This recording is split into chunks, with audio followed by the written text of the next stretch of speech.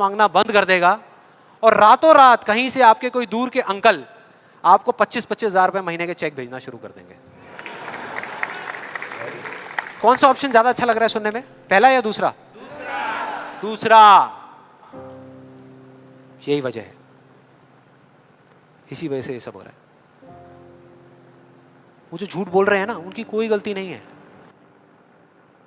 वो ही बोल रहे हैं जो लोग सुनना चाहते हैं, और वो नहीं जो सच है, क्योंकि सच बहुत कम लोग सुनना चाहते हैं। इस वजह से सारी चीजें हो रही हैं।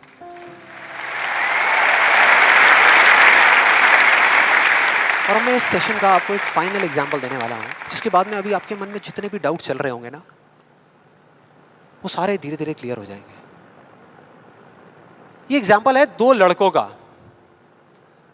का जिनकी एज है 18 साल, और दोनों का एक ही डिजायर है कि मेरे को एक BMW गाड़ी चाहिए। दोनों का यही है, और अगले 10 साल के अंदर अंदर चाहिए।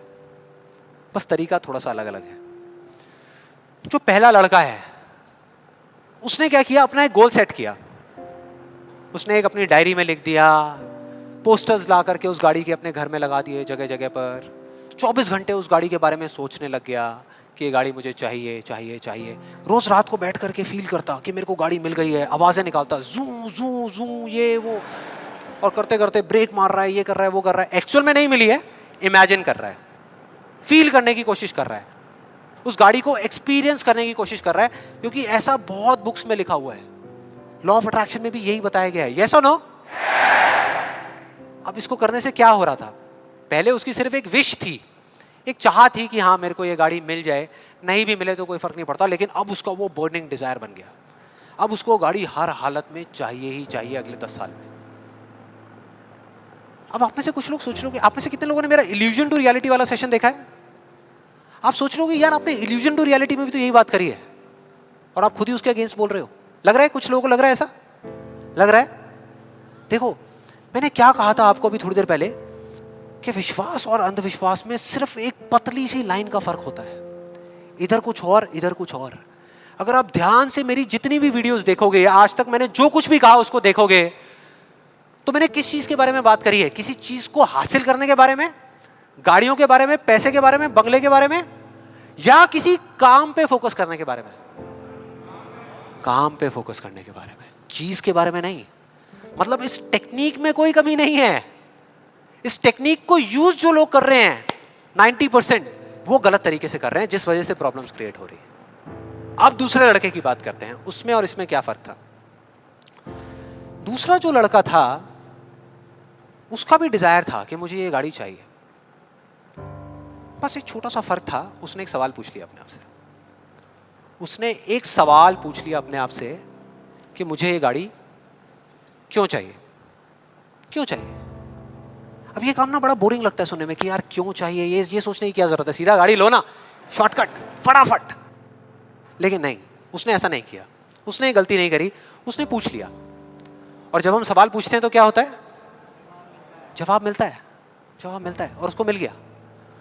जवाब ये था कि मैं ये गाड़ी इसलिए चाहता हूं क्योंकि मैं अपने फ्रेंड्स को, अपने रिलेटिव्स को, इस पूरी दुनिया को ये प्रूव करना चाहता हूं कि मैं भी सक्सेसफुल हो सकता हूं।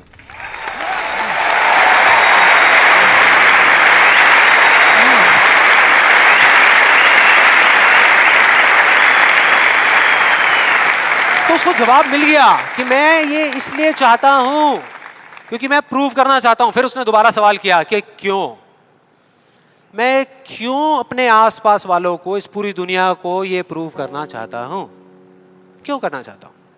और फिर उसको एक जवाब मिला, क्योंकि मेरे आसपास में जितने भी लोग हैं वो सब यही कर रहे हैं।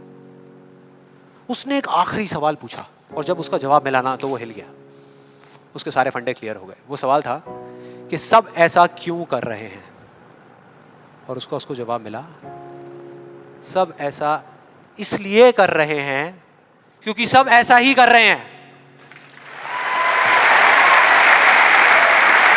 बस उसको समझ आ गया कि एक रेस लगी हुई है जहां पर सब भाग रहे हैं, कोई तेज भाग रहा है, कोई धीरे भाग रहा है, लेकिन किसी को पता ही नहीं है कि वो भाग क्यों रहे हैं। और जैसे ही उसको ये समझ आया, उसको ये जवाब मिला, तो उसको ये तो नहीं पता था कि मैं अब क्या करने वाला हूं, लेकिन उसको ये समझ आ गया कि मुझे क्या नहीं करना। उसने डिसाइड कर लिया उसी टाइम, उसी मोमेंट में ये डिसाइड कर लिया कि मुझे नहीं बनना इस रैट रेस का हिस्सा, मुझे नहीं प्रूव करना किसी को कुछ भी, मुझे नहीं चाहिए कोई गाड़ी वाड़ी। अब मैं वो करूंगा जो मेरा दिल कहता है, जो मेरे अंदर की आवाज है। बाढ़ में गई दुनिया में। और जैसे ही उसको ये अंदर से उसकी आवाज आई कि मुझे ये चीज करनी है, तो वो जवाब उसके अंदर से ही निकल करके आ गया। और उसको जवाब मिला कि 3 साल पहले वो सबसे ज्यादा क्लोज इस पूरी दुनिया में अपने फादर के था, अपने पापा के। और दोनों का रिलेशन एक बाप बेटे का कम और एक दोस्त का ज्यादा था। उसके पापा की एक छोटी सी हैंडीक्राफ्ट की दुकान थी दिल्ली में, और वो क्या करते थे, छोटे छोटे गांव में जाते और जा करके वहाँ के कारीगरों से कुछ सामान लेकर के आते और अपनी दुकान में बेचते। ये उनका काम था। एक बार वो एक गांव में जा रहे थे तो उनका बेटा भी उनके साथ चला गया। ये लड़का उनके साथ चला गया क्योंकि उसकी छुट्टियां चल रही थी। और दोनों उस गांव में एक ढाबे पे बैठ करके, शाम का टाइम था, खाना खा रहे थे। खाते खाते एकदम से उसके फादर के यहाँ पे दर्द उठा, लेफ्ट साइड में दर्द होना शुरू हो गया। और उस लड़के ने एक सेकंड भी नहीं लगाया, फटाफट से अपने फादर को लेकर के एक पास के हॉस्पिटल में चला गया। वहां जाकर के जो डॉक्टर्स थे उस गांव के हॉस्पिटल के, उन्होंने कहा कि आप इनको जल्दी से जल्दी किसी बड़े हॉस्पिटल में ले जाओ, टाइम नहीं है। लेकिन वो बड़ा हॉस्पिटल उस गांव से 3 घंटे की दूरी पे था।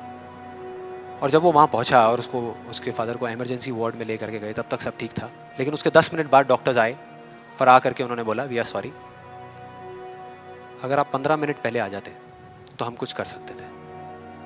15 मिनट पहले।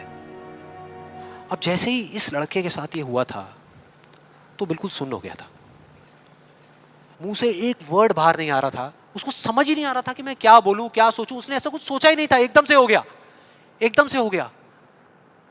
और उसके काफी देर बाद जाकर के, उसके 5-10 मिनट बाद जाकर के उसके अंदर से एक चीख निकली थी, एक अजीब सी बात निकली थी जो उसको उस टाइम पे नहीं समझ आई थी कि ये बड़े डॉक्टर्स बड़े शहरों के बड़े हॉस्पिटल्स में ही क्यों होते हैं, छोटे छोटे गांव में क्यों नहीं होते।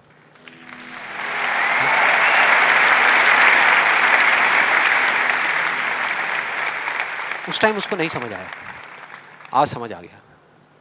उसको समझ आ गया कि मेरे साथ ऐसा क्यों हुआ था, जिससे कि मैं एक डॉक्टर बनूं और जा करके छोटे छोटे हॉस्पिटल्स में काम करूं, ना कि एक गाड़ी खरीदूं।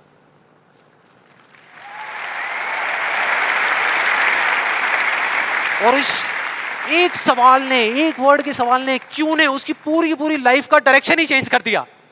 जहां एक तरफ उससे एक दिन में 1 घंटा भी पढ़ाई नहीं होती थी, अब वो दिन में 12-12 घंटे पढ़ने लगा। उसके कुछ साल बाद वो एक हार्ट सर्जन बन गया और जा करके कुछ बड़े हॉस्पिटल्स में बड़े डॉक्टर्स को असिस्ट करने के बाद में छोटे छोटे गांव में चला गया। ये थी उस दूसरे लड़के की कहानी।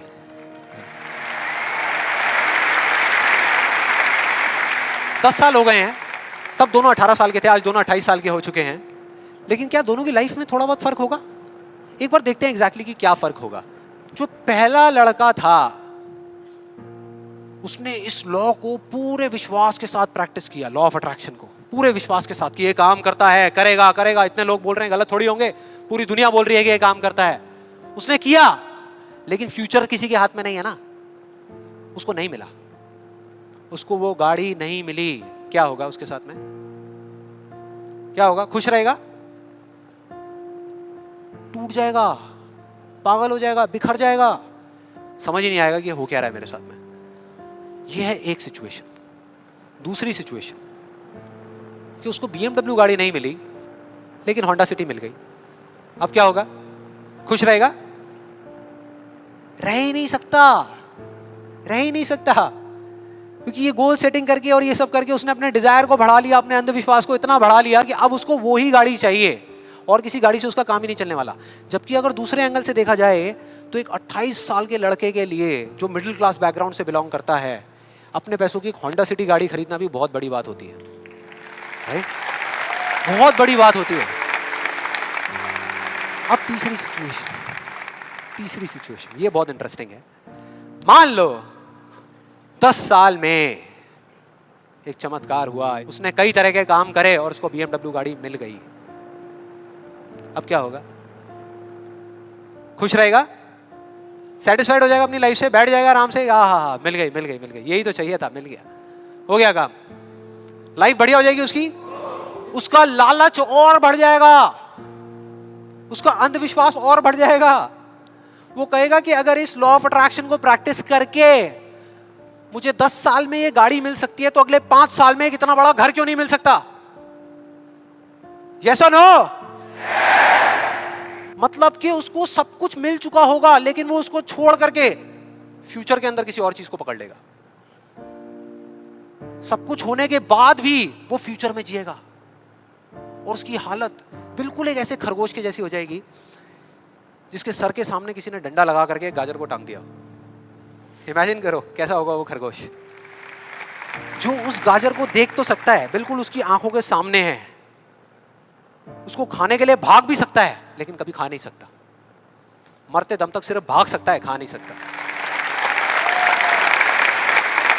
क्योंकि उसकी जो खुशी है वो उस काम में नहीं है जो वो काम कर रहा है, किसी चीज में है, बाहर है, उसके अंदर नहीं है।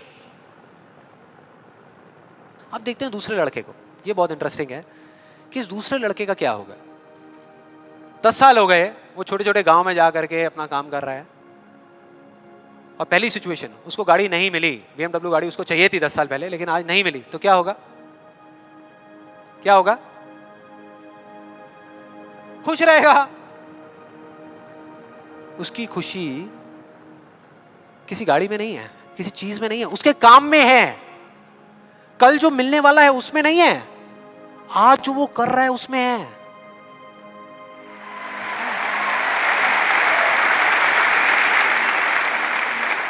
दूसरी सिचुएशन, उसको BMW नहीं मिली, होंडा सिटी मिल गई, तो क्या होगा? तो भी खुश रहेगा, बहुत खुश रहेगा, एब्सोल्युटली। उसने मांगी नहीं थी, फिर उसको मिल गई, बहुत खुश रहेगा। उसको BMW मिल गई तो क्या होगा? खुश रहेगा। लेकिन इस वजह से नहीं कि उसको ये गाड़ी मिल गई, इस वजह से क्योंकि वो जो काम कर रहा है उसमें उसको खुशी मिल रही है। और एक सबसे बड़ा फर्क पता है क्या है यहाँ पर इन दोनों के अंदर? सबसे बड़ा फर्क अगर आप ध्यान से देखोगे, ये जो दूसरा लड़का है, अगर इसको गाड़ी मिल गई, जो डॉक्टर है, और छिन गई 1 साल बाद, तो क्या होगा? तब भी खुश रहेगा। लेकिन जो पहला है उसका क्या होगा? अरे वो सिर्फ डर में जिएगा, वो सिर्फ डर में जिएगा। जो है उसको खोने का डर, जो मैं चाहता हूं उसके ना मिलने का डर, 24 घंटे सिर्फ डर।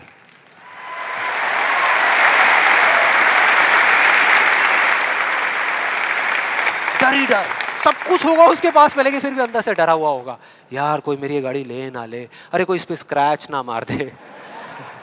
स्क्रैच के पीछे मैं सुन रहा हूं आजकल मर्डर्स हो रहे हैं कि तूने मेरी गाड़ी पे स्क्रैच कैसे मार दिया, ले धाड़, खत्म। क्या हो रहा है भाई? क्या हो रहा है? किस वजह से हो रहा है? उसकी जड़ क्या है? यही है जिसकी मैं बात कर रहा हूं अभी, यही है। अभी तक मैंने जो कुछ भी कहा है उसको एक लाइन में अगर इन दो के बीच का फर्क आपको बताऊं तो वो ये है, पहला आदमी बोल रहा है कि इस चीज को पाने के लिए मैं कोई भी काम करने को तैयार हूं, और दूसरा बोल रहा है इस काम को करने के लिए, ये जो मैं अभी कर रहा हूं, मैं अपनी कोई भी चीज गंवाने को तैयार हूं।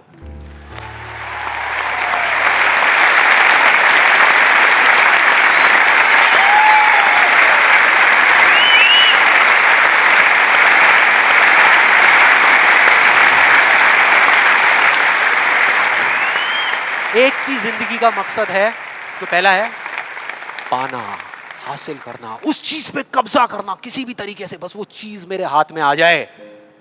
फिर चाहे इसके लिए उसको धर्म के रास्ते पे चलना पड़े या अधर्म के, वो चलेगा। उसको सही काम करना पड़े या गलत करना पड़े, वो करेगा। लेकिन दूसरा, उसके लिए अपने अंदर की आवाज को सुन करके, अपने अंदर की मतलब कि अपने दिल की आवाज को सुन करके किया गया कर्म ही इस दुनिया का सबसे बड़ा धर्म है।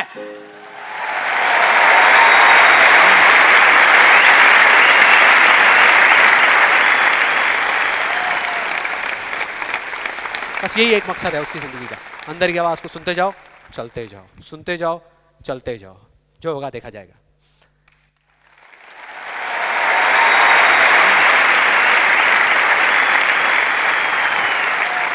इस गलत फहमी में मत रहना कि जो पहला है उसको दूसरे से ज्यादा मिलेगा। ये सोचना भी मत।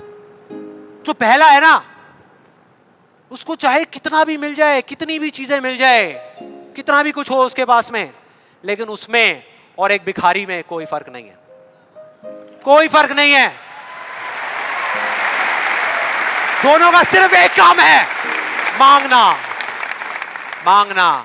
तो अगर उसको मिला भी, पहले वाले को अगर मिला भी, तो बस इतना ही मिलेगा जितना वो मांग सकता है या जहां तक वो सोच सकता है, उससे ज्यादा नहीं मिल सकता। लेकिन जो दूसरा है उसको जिस दिन मिलना शुरू होगा ना, बिना कुछ मांगे, बिना मांगे, वो इतना होगा, इतना होगा जितना वो खुद तो क्या इस पूरी दुनिया में कोई सपने में भी नहीं सोच सकता, सपने में भी नहीं सोच सकता।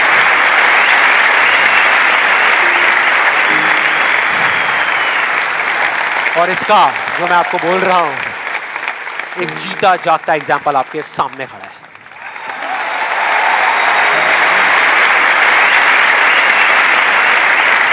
और जिस दिन आपने भी मेरी तरह इस रास्ते पे चलना शुरू कर दिया, तो वो दिन दूर नहीं है जब आपके पास सब कुछ होगा, आपके आस पास में जो आपको चाहिए उससे बहुत ज्यादा होगा, सब कुछ होगा, लेकिन फिर भी अपना कुछ भी खोने का डर नहीं होगा। चला जाए, चला जाए, चला जाए, ये जाए, वो जाए, कुछ भी जाए, कोई डर नहीं है। और ये डर नाम की दीमक है ना, जो लोगों की आंखों में दिखती है, जो अंदर ही अंदर लोगों को खोखला कर रही है, वो आपके अंदर जाना तो दूर, आपको छू भी नहीं पाएगी, छू भी नहीं पाएगी। You'll be fearless! ना जीने का लालच, ना मरने का डर। जो करोगे यहां से करोगे।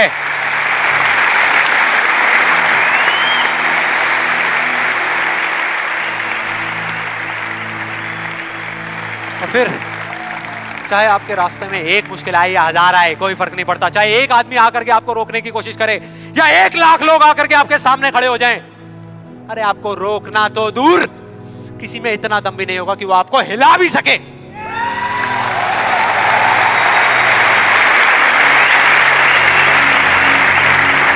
क्योंकि उस दिन आप पर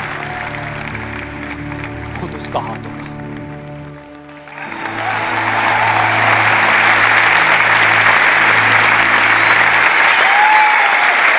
और फिर अगर आप चाहोगे भी ना, चाहोगे भी, तो भी अपने आप को आगे बढ़ने से नहीं रोक पाओगे। You'll be unstoppable! You will be unstoppable!